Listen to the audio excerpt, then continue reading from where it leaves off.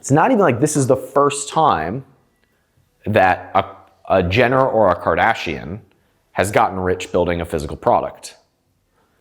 Kim Kardashian did it with my buddy Brian Lee Shoe Dazzle back 10 years ago.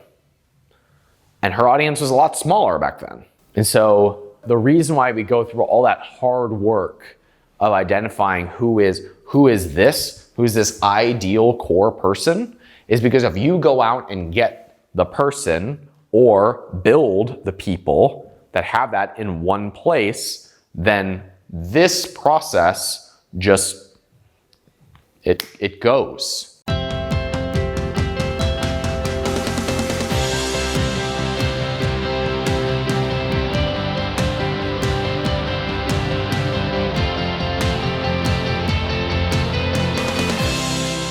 Hey everybody, Ryan here. I hold a workshop at my home called 8-Figure Exits. You can find out more at capitalism.com/8. But this is a clip in which we talked about Kylie Jenner becoming a billionaire, world's youngest, I forget what all the accolades are, but she's a billionaire at 21. That's all that matters. And the interesting thing is that she didn't do it because of a sponsorship deal. She did it because she has a physical products brand and she has an audience. And when you bring those two things together, magic happens. And that is a big, big mental hurdle for a lot of physical product owners and brand builders to get. So this is a clip from me giving that braingasm to this group of people that came from all over the world actually to hang out for 2.5 days and work through their business. Enjoy. Kylie Jenner is a billionaire. Kylie Jenner is now the youngest self-made billionaire ever in history. Why? Yeah, do you know what her product line is? Yeah, the lip kits. What did you say, the little kids? The lip kits. Oh, the lip kits, yeah. It's a cosmetic line. Did $350 million last year in sales. And I'm obviously not her target market. Must have some sort of weird habit that y'all don't know about. But are the products that great or that different? Is there no one else who could do a lip kit? Now, when I've asked this in front of other groups, I've been told they're great and people love them. Awesome. But the audience is the distribution play. She's the distribution. She's the audience that comes in and lights that on fire and creates a $350 million company. And just like the exercise that we went through this afternoon, it's a group of people that want to be a certain way. And Kylie represents who they want to be like. Popular on social media, popular for physical appearances, posh, rich, young. She's the ideal representation of who those girls want to be like. Because she has the distribution to that audience, it's simply a matter of plugging in products that allow them to be the hero in that story. So she could theoretically launch any type of product she wanted to that audience. And I don't know if you have goals of being a billionaire. Most people don't. No one put on the board that was their on their dreams list. So it's not like you need to go get Kylie or The Rock, as we used to talk about. It's about going and getting that audience that you either build. How long did it take Kylie Jenner to build an audience? She had some help. And by the way, it's not even like this is the first time that a Jenner or a Kardashian has gotten rich building a physical product. Kim Kardashian did it with my buddy Brian Lee Shoe Dazzle back 10 years ago. And her audience was a lot smaller back then. And so the reason why we go through all that hard work of identifying who is this ideal core person is because if you go out and get the person or build the people that have that in one place, then this process just, it goes. And one of the reasons why Amazon sellers in particular get so stuck is because the only thing that's in their control is like the little tweaks in the sales process. And then the only thing that they can do is launch more products through it. And so you have increased competition because everybody is trying to play that game rather than going out and building a real business with an ideal market and a core group of customers that if they went out and did that and communicated in a way that got them to buy into what you were doing, all right, 3 to 5 products put through the same sales mechanism, great, that's $1 million business in 3 months, no problem. And there's no begging for reviews. There's no, you don't have to differentiate on the sales channel anymore. Do you know what I mean by that? You don't need to be different than the guy or the girl above or below you in the keyword rankings. You were different when they clicked the link. And so now all the rest is spillover traffic, meaning you can use that firepower to rank for keywords, and everybody else who finds you what we call organically is bonus. But you don't let the tail wag the dog on that, which I think is the right way to say that. You don't make your decisions on the platform. You make your decisions on the core group that's behind it, knowing that they will distribute to everyone else. That's why Kylie Jenner is a billionaire. It's Kylie controlled the whole audience, launches a product to that, and now can build $1 billion business out of that. That makes sense?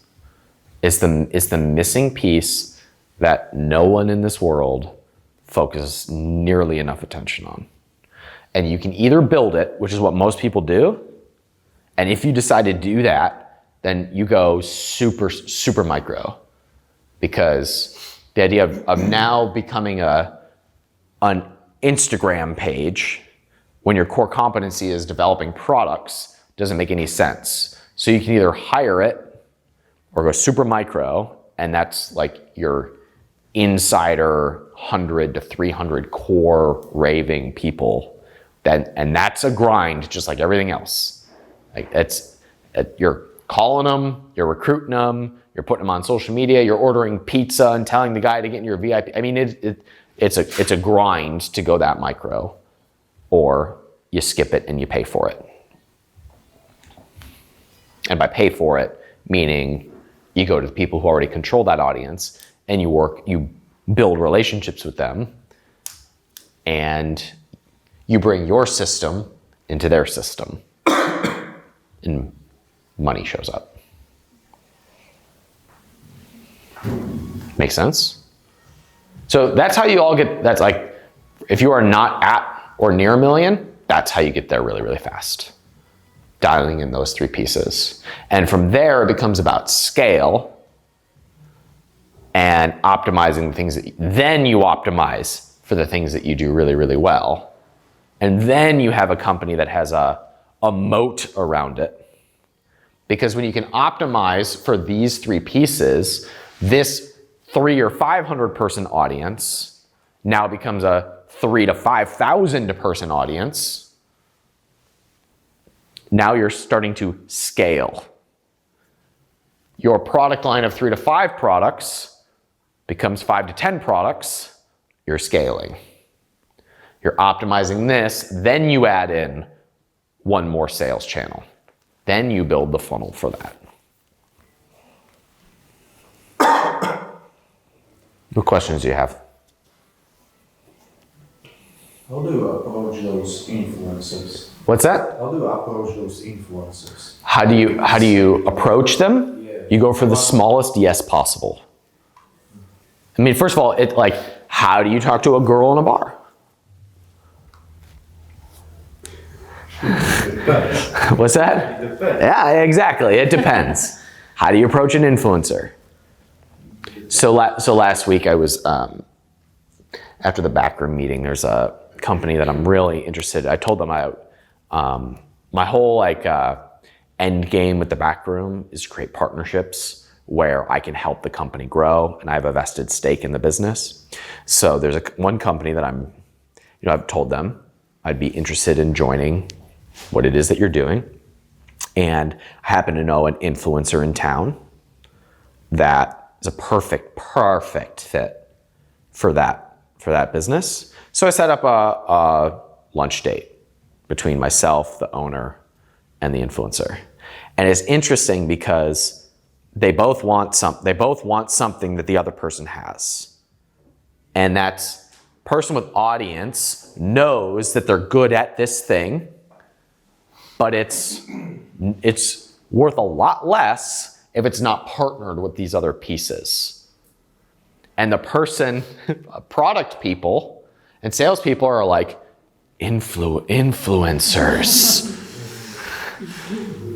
And it's like, oh, what do you know? It's like the world conspires for us to work together. It's like the whole world conspires for us to focus on what we do best and go find the people that do what they do best. Which is why when I'm going into a relationship with an influencer, they're like, all right, what are your expectations? My expectations are for you to be all in on what you like doing and you serving your audience and talking about my product when you want to. And they're like, huh? I mean, we can talk about like 3 posts a week and everything, but if you don't feel like posting, I don't want you to post. Go do your thing and we'll do ours. And together, what we're building will be a lot bigger together. The alternative is, of course, to hire the person who builds the audience and pay them out of cash flow, and you get to keep the equity. So this is chessboard. So the approach is, I saw that you do this and that you like this. Can I send you this? It's always best. Any relationship is best when there's an introduction. So if you find your way around in, that's best. And it's a long game. So relationships are a long game, just like marriages. So are you talking about building long-term relationships with influencers? Yeah. Because the whole as opposed to what? Well, what everyone's trying to tell you to do online, it's just like find an influencer, pay them, have them do post, and boom, you're done. Now move on to the next influencer. It's just like that is. Do you know what I mean? Who in the world enjoys that? No. Yeah. I mean, one asterisk. If you are, do you guys know the company Shreds? Shreds was a supplement company that right when Instagram was getting big, all they did was bring on hot girls and ripped dudes to post on Instagram, build audiences, and talk about their company. So I think they still exist, but I don't think they have any of those relationships anymore. They got banned from Instagram. So let's look at this. Their whole strategy was Instagram. The whole thing. They were not good at sales channels. Their Amazon presence was horrid. And they didn't even have good products. They were all Instagram. So their model was more like what you are suggesting, which is we have one input. It's Instagram. That's how we grow. And the way that we'll continue to grow Instagram is by going to other Instagrammers to talk about our Instagram. So going platform to platform, meaning going within the same platform, if your goal is to build an Instagram following, then that model works just fine. So if you look at any of the people who do what I do, the Tai Lopez's, the Gary Vaynerchuk's, a lot of their audience building is paying other influencers to talk about their Instagram to get the new followers. That makes total sense, right? Your goal is to grow the platform. It's just like me going on other podcasts to put me on their podcast to grow my podcast. That's how that happens. Me doing collaborations with other YouTubers to grow my YouTube following. But That does not increase sales. I now have to convert them from audience to sale, which you can absolutely do. But just getting a influencer to do a shout out about your product and hoping that it increases long-term sales can have a short-term effect, but I don't think it's any way to build a business.